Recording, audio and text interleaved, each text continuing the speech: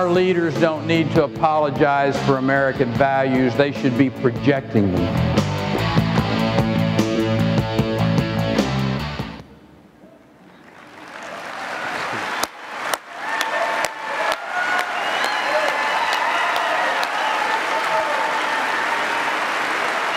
Thank you.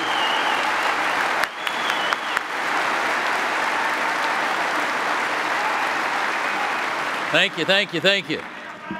Woo-ah. Yeah.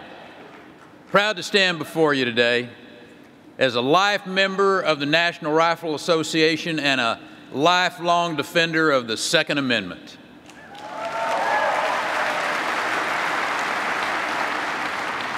You know, we Texans kind of have a love affair with freedom. Dates back to the early 1800s. In 1835, the Mexican government told a few freedom fighters in the city of Gonzales that they wanted their cannon back. And the Texans had a simple message for them: come and take it. So today, when Washington asked Texans to give up their freedoms in exchange for federal money, we got the same message: come and take it. We happen to believe that human liberty is the gift of God and the guarantee of our Constitution. We do not believe the Constitution is a cafeteria plan. You don't just get to pick and choose the rights you like and discard the ones that are inconvenient to your political agenda.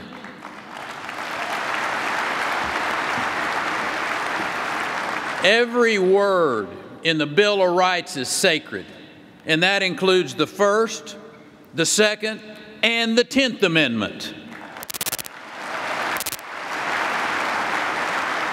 As Americans, we have the right to speak our minds, and we have the right to defend our families and our property. And that is exactly why I signed the Castle Doctrine into law, ensuring that Texans can defend their homes.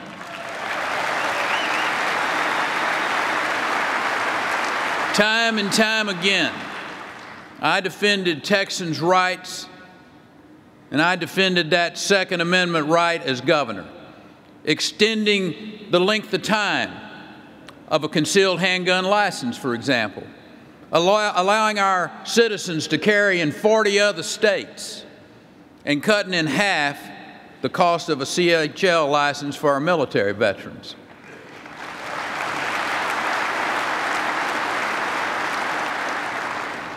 As the former governor of the state of Texas, that I might add has created more jobs than any other state in the nation, I hung out the open for business sign for gun manufacturers, those that have been targeted by the liberal leaders in other states.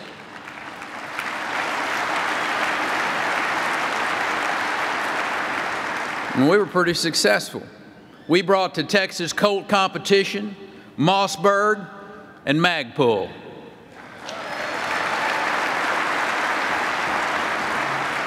You know, there are two types of thinking in American politics today. You got the delusional thinking of the left that's epitomized by our president, where criminals will obey gun laws, where terrorist nations will put down their arms to obey a nuclear agreement, where radical groups like ISIS are not religious in nature. Now, the rest of us subscribe to reality-based thinking, where terrorist regimes must be defeated by strength, not words.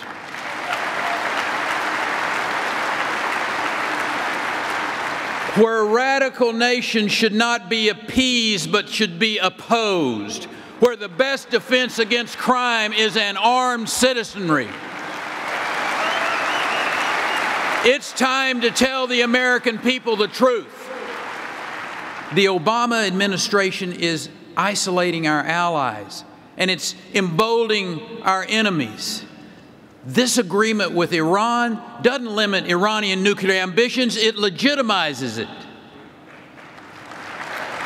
There are great lessons in history, and that lesson is that strength and resolve bring peace and order, and that weakness and vacillation invite chaos and conflict. You know, for much of the last 75 years, there was this bipartisan consensus that America must project its values and its power, engage its allies and its competitors, and confront our adversaries. We cannot take for granted American power and American influence. Ronald Reagan said once that freedom is never more than one generation from extinction. We didn't pass it on to our children in the bloodstream. It must be fought for, protected, and handed on for them to do the same. That's the great challenge of our time. The great challenge of our time is a battle between the Western values of freedom and the totalitarian worldview of Islamic fanatics. We are in the early stages of a long struggle with violent Islamic extremists that it's going to last for years. And we must display the same resolve to defeat them as we did Soviet communism. And we must also recognize that homeland security starts with border security.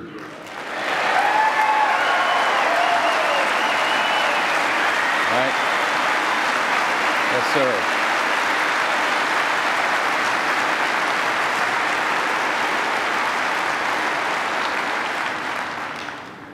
I told the President last summer, if you won't secure the border, Texas will. And that's exactly what we did. I deployed the Texas National Guard to the border to stop the gun running and the drug trafficking by the drug cartels and the transnational gangs. And the strategy worked. Border apprehension declined by 74%. It is time for Washington to do its duty, to deploy the resources needed to secure our border, rebuild our military, reassert American power abroad. We need economic growth at home. The fact is, we can't accept 1 in 10 American workers that's unemployed, underemployed, or just too discouraged to even look for work. We cannot accept that 1 in 5 children in American families are on food stamps. It's time to revive the American economy, to cut corporate taxes, to bring those jobs back home from overseas, to stop the overregulation of small business, and to bring prosperity to Main Street and not just Wall Street.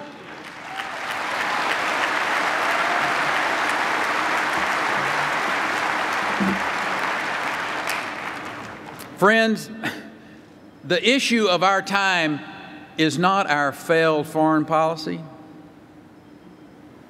It's not the hollowing out of our military. It's not our porous border or the slowest economic recovery on record. The issue is the lack of leadership to deal with these crises.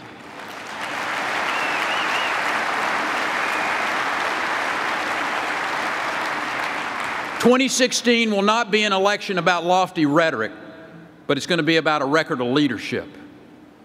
It's going to be a show me, don't tell me election, where voters will look past what you say to what you've done. They want a leader with firm resolve, a leader who says what he means and means what he says. Now,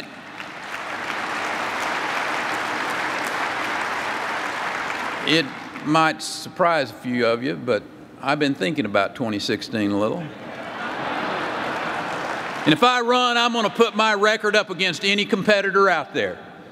Under my leadership in Texas, we had 14 years of balanced budgets without ever skipping a debt payment, passed the largest tax cut in state history, and created nearly 1/3 of all the new jobs in this country. We dealt with crisis after crisis. We had Hurricane Katrina, Rita, Ike, the disintegration of the space shuttle, the diagnosis of Ebola in a Dallas hospital, and the crisis that you all saw on our border. And the fact is, nobody handed me a manual and said, here's how you handle tens of thousands of your neighbors fleeing Hurricane Katrina. Nobody handed me the here's how-to manual on dealing with Ebola, or for that matter, handling the tens of thousands of those Central American children that showed up on our border. But we met those challenges and many more. If America is to lead the world again, we need that kind of leadership in the White House.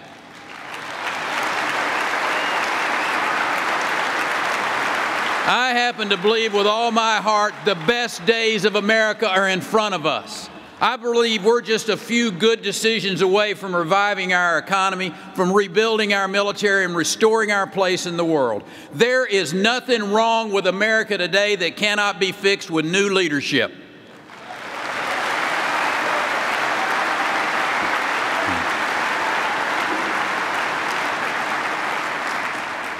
You know, when the historians look back at this era, let them remark that a group of patriots rose up in the challenge of our time, that we did not flinch in the face of threats to freedom, and that we let the American people dream again, that we stood on the bedrock of constitutional principle, and we protected the liberty guaranteed to every American. Let's get to work and make America great again. God bless you.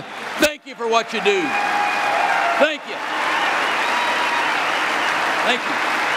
Yes, sir.